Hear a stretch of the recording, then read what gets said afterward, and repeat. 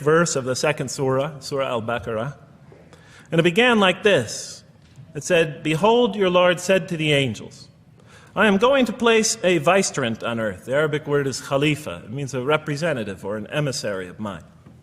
"I am going to place a vicegerent on earth." And they said, the angels said, "Will you place therein one who will spread corruption and shed blood, while we celebrate your praises and glorify your holiness?" And God said, He said, "Truly I know what you do not know." See, that's the verse that hooked me. That's the verse that caught my attention. That's the one that kept on making me read the story again and again and again.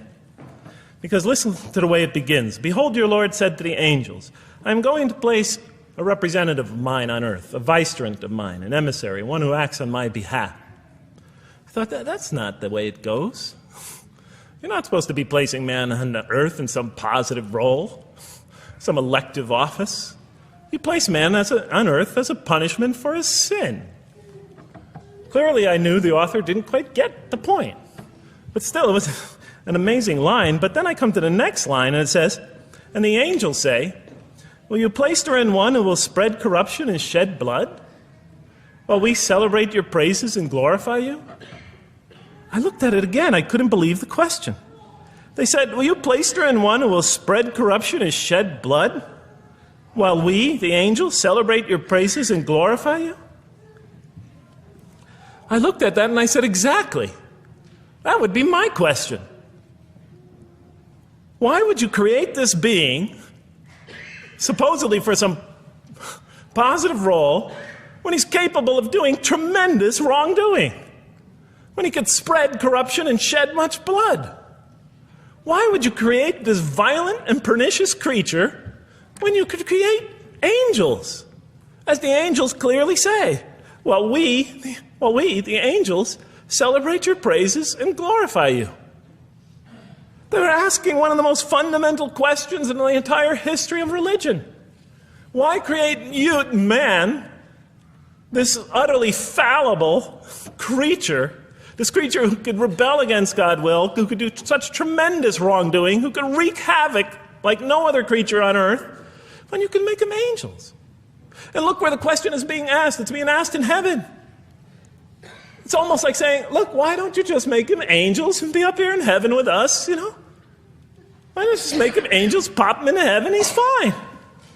Why would you put him on earth where he could feel distant from you, where he can work out his worst criminal tendencies, act them out, feeling somehow independent and apart from you and free to do whatever he wants, when you could just make them angels and put them into heaven and make them perfectly submissive to your will? I looked at that question and said, that's my question.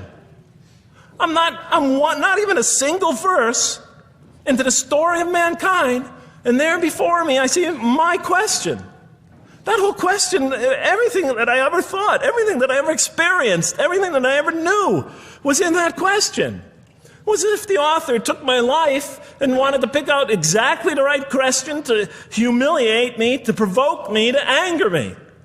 Why create man, this most destructive and violent creature, when you could make them angels? And then look at the answer. And he said, God said, "Truly I know what you do not know." In modern parlance, we would say, I know exactly what I'm doing. And in the next verse it says, "And he taught Adam," God taught Adam, "the names of all things. And then he placed them before the angels and said, tell me their names if you are right." So this verse is clearly referring to the previous one. But notice what it says. Now, I from my own background, I remember Adam naming things, but it wasn't connected to any answer to any philosophical question. But here, notice what it says. "And he taught Adam the names of all things." And I realized already, just from the first verse, you got to read these verses very carefully because it's packed with a lot of symbolism and meaning. "And he taught Adam the names of all things." So here we see Adam is not only just a creature who knows how to name things, who's acquiring the gift of language, but he's also a learning creature. God is teaching him. Now right here, right in this verse, and it'll come even clearer in the subsequent verses, that the very first thing that the Quran is going to emphasize here is man's intellect. He is a learning creature. He is taught. And what is he taught? What is one of the great intellectual gifts he's given in response to the angel's question? The gift of language. Because through language, mankind could not only learn, but he could learn things not only through his own experience, but he could learn things that other people have experienced of times and places that are hundreds, thousands of years and miles separated from him. And so that all our knowledge becomes cumulative. Every generation learning from the generation before it. I'm learning today from authors I read from other sides of the world that may have existed 2,000 years ago. And so we all contribute to our collective learning and knowledge.